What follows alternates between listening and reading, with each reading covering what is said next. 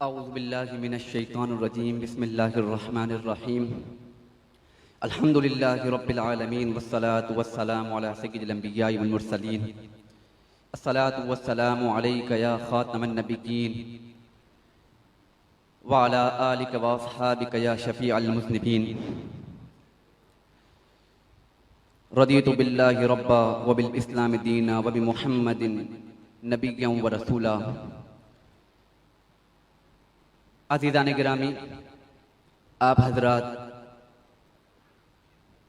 بڑی ہی مبارکباد کے حقدار ہیں کہ آپ آج جس ہستی کے عرس مقدس کے سلسلہ میں ہونے والی محفل میں شریک ہیں، بحمدہ تعالی صرف عجم ہی نہیں بلکہ عرب بھی اس کی خدمات کا اعتراف کرتا ہے، اور آپ حضرات کو اپنے امام کے تذکرے سن کر جو قلبی مسرت محسوس ہو رہی ہے، یہ اس بات کا بیان اور واضح ثبوت ہے کہ اللہ جل مجدہ الکریم نے آپ حضرات کے قلوب میں اپنے محبوبوں کی محبت اونڈیل کے رکھی ہے، اور یہ اس بات کا ثبوت ہے جبھی آپ یہاں پر موجود ہیں۔ اعلیٰ حضرت امام عشق و محبت کے متعلق مجھ سے قبل عزیز ساتھیوں نے گفتگو فرمائی، اور آپ کی شان تجدید، آپ کا رہنما ہونا اور آپ کے تعارف پر کلام فرمایا۔ اعلیٰ حضرت کی جو ایک بہت بڑی کرامت، جسے علمی کرامت کہا جائے، جو کہ فتاوی رضویہ شریف کی شکل میں موجود ہے، اور امام احمد رضا کو اللہ نے یہ کمال عطا فرمایا کہ جب اعلیٰ حضرت کا قلم اٹھتا تھا اور کسی مسئلے پر چلنے کے لیے اس کی ابتدا ہوتی تو گویا ایسا محسوس ہوتا کہ دلائل اور براہین کی برسات ہو رہی ہے، ایسا محسوس ہوتا کہ دشمنان رسول پر کاری ضرب لگائی جا رہی ہے، ایسا محسوس ہوتا کہ حسین کا خادم کرب و بلا میں جس طرح امام عالی مقام نے یزیدیت کے پرخچے اڑا کر کے رکھ دیے تھے، جب احمد رضا کی یہ قلم چلتی تھی جو کہ کلکے رضا تھی اور تلوار تھی، خنجر تھی، تو گستاخان مصطفیٰ کے کلیجے شک ہو جایا کرتے تھے۔ اسی لیے فرمایا کہ کلکے رضا خنجر خوخار برقبار، آدھا سے کہہ دو خیر منائے نشر کریں۔ اور پھر جب کو یہ بار لگا، اس کی کیفیت کیا بنی؟ فرمایا کہ وہ رضا کے نیزے کی مار گئے، کہ عدو کے سینے میں غار گئے، کسے چارہ جوئی کا بار گئے، یہ بار سے پار گئے۔ آج اہل سنت پر، امام اہل سنت کی ذات پر الزامات لگائے جاتے گئے، بے بنیاد الزامات لگائے جاتے گئے۔ اب اگر کسی نے اعلیٰ حضرت کو پڑھا ہو اور بچشم انصاف امام اہل سنت کے فتاوی کا مطالعہ کیا ہو، آپ کی تصنیفات کا مطالعہ کیا ہو، تو یقین جانیے اس کے تمام اعتراضات کا ازالہ ہو جاتا ہے۔ کہا جاتا ہے کہ دیکھو یہ احمد رضا کے ماننے والے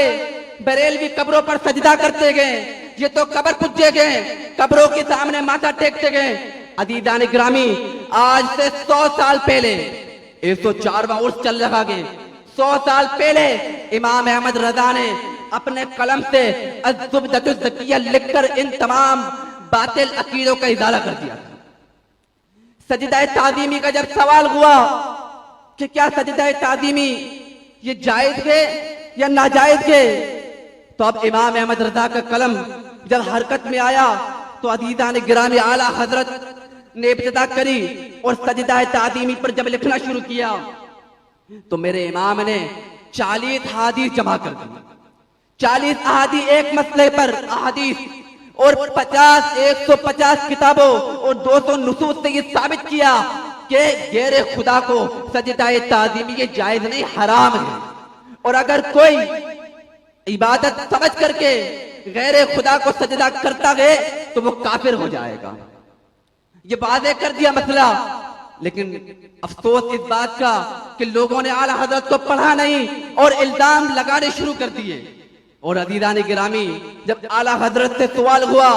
کہ حضور دافع البلاغ ہیں، یہ شرک ہے یا نہیں؟ تو میرے امام کا قلم حرکت میں آ گیا اور پھر دلائل اور براہین کا وہ سمندر امام نے نکال دیا کہ الامن والعلا کے اندر مصطفیٰ جان رحمت صلی اللہ علیہ وسلم کی عظمت اور شان بیان کرتے ہوئے 300 سے زیادہ احادیث کو جمع فرما دیا.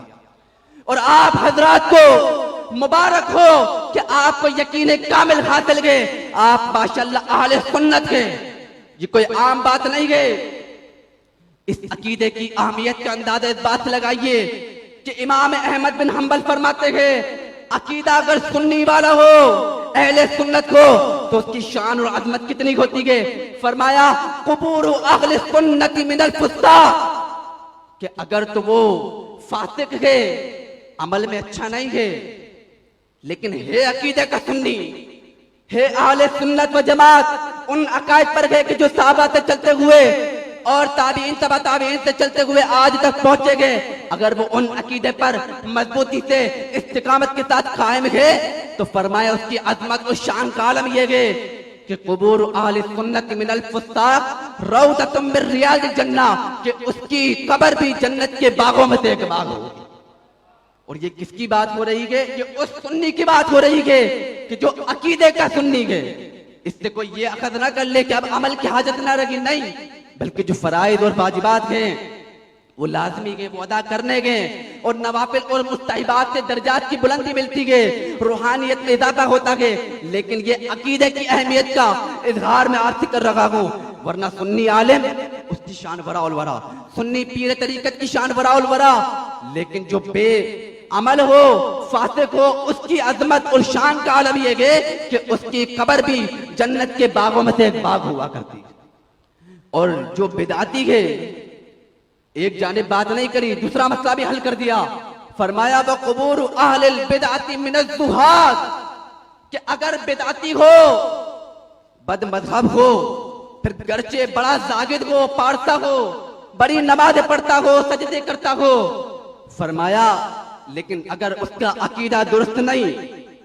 تو اس کے بارے میں کیا ہے؟ یہ آج امام احمد رضا نے نہیں کہا، یہ کئی سو سال پہلے امام احمد بن حنبل فرما کر گئے گئے. فرماتے ہیں وقبور اہل البدعۃ من الزہاد حفرۃ من حفر النار او کما قال، فرمایا کہ اس کی قبر یہ جہنم کے گڑھوں میں سے ایک گڑھا ہے. کیوں؟ اس لیے کہ عقیدہ اس کا اچھا نہیں تھا. اور امام احمد رضا نے عقائد کا تحفظ فرمایا، اور صرف عقائد کا نہیں بلکہ اعمال کا بھی تحفظ فرمایا، اصلاح معاشرہ بھی فرمائی. آج کہا جاتا ہے کہ دیکھیے سنیوں کو، میں نے جیسا کہ آپ کے سامنے عرض کیا کہ مزار کے مسئلے پر تو اعلیٰ حضرت نے فرما دیا کہ سجدہ تعظیمی جائز نہیں، اور اب یہ کہا جاتا ہے کہ دیکھو مزار پہ اتنی چادریں چڑھا دی، کسی غریب کو پہنا دیا جاتا. تو عزیزان گرامی ان کو تو آج یاد آیا گئے، میرے امام 100 سال سے زیادہ وقت ہو چکا لکھ کر چلے گئے کہ مزار پر ایک چادر ہونی چاہیے، اور اگر وہ صحیح سلامت کے حاجت نہیں بلکہ دوسری اگر چڑھانی ہو تو اس کی رقم اس ولی کے ایصال ثواب کر کے کسی محتاج کو دے دی جائے. یہ آج اعلیٰ حضرت پہ اعتراض ہوتا گئے. وہ کیوں ہوتا گئے؟ اس لیے کہ اعلیٰ حضرت کو پڑھا نہیں گئے، جبھی وہ اعتراض کرتے گئے. اور یہ بڑے نقطے کی بات یاد رکھیے کہ اہل سنت پر جو اعتراضات ہوتے ہیں یہ ہماری کچھ جاہل عوام کی وجہ سے ہوتے گئے کہ جنہیں علمی شعور نہیں ہوتا، جہالت کی بنا پر ان پر اعتراض ہوتا گئے. لیکن جو بد مذہب ہے ان پر اعتراض ان کے علماء کی وجہ سے گئے. ہماری تو جاہل عوام نے جو غلطیاں کری انہوں نے دلیل بنا دیا، لیکن ان کے علماء اتنی بڑی بڑی غلطیاں کر کر کے چلے گئے. اگر آج بھی کوئی شخص بچشم انصاف امام احمد رضا کو پڑھ لے تو یقین جانیے کہ اس کے دل سے تمام کدورت نکل جائے گی، اس کا دل صاف ستھرا ہو جائے گا، اور انشاءاللہ تعالی وہ بھی پھر عقیدے کا سنی بن جائے گا. تو اعلیٰ حضرت کی یہ خدمات ہیں کہ آپ نے صرف عقیدے کی حفاظت نہیں فرمائی بلکہ عقیدے کے ساتھ ساتھ اعمال کی اصلاح بھی فرمائی ہے، عقائد کے ساتھ ساتھ اہل سنت کے معمولات کی اصلاح بھی فرمائی ہے. اور جب اعلیٰ حضرت نے لکھا تو یقین جانیے کوئی بھی کتاب ایسے نہیں کہ ایک حدیث لکھتی ہو، 2 حدیث لکھتی ہو، جب قلم چلتا تو پھر درجنوں کے حساب حدیث نکلتی. سینکڑوں کے حساب سے امام احمد رضا کے قلم سے حدیث چلتی، اور آپ حضرات کو یہ سن کر تعجب ہوگا کہ اللہ نے امام کو کیسی عظمت اور کیسی استحضاری علمی عطا فرمائی تھی کہ آپ لوگوں کو مبارک ہو کہ آپ اس امام کے عرس مقدس کی محفل میں موجود گئے کہ جب امام احمد رضا سے حضور کے علم غیب پر سوال ہوا حرمین طیبین کے اندر، تو اس وقت امام عالی مقام بیمار تھے، بخار کی شدت تھی، لیکن اس وقت بھی شدت بخار کے عالم میں امام احمد رضا نے بغیر کسی کتاب کے، بغیر کسی لائبریری کے 8 گھنٹوں کے اندر الدولۃ المکیہ بالمادۃ الغیبیہ لکھ کر مصطفیٰ کریم علیہ افضل الصلاۃ والتسلیم کے علم عظمت کمال کے پرچم بنا کر رکھ دیے، اور حرمین طیبین کے وہ ستونات بھی گواہ گئے کہ میرے امام نے وہاں پر بھی عظمت مصطفیٰ کا اعلان کیا تھا۔ تو آپ حضرات کو یہ بات مبارک ہو کہ ہم آج اس امام کے عرس مقدس میں گئے۔ ضرورت اس عمل کی ہے کہ اعلیٰ حضرت کو پڑھا جائے، لیکن یہ فتاوی دیا چونکہ میں نے عرض کی کرامت ہے، فرمایا کسی نے کہ مینار قصر رضا تو بلند کافی گئے۔ امام احمد سنت کی شان و عظمت دیکھیے کہ مینار قصر رضا تو بلند کافی گئے،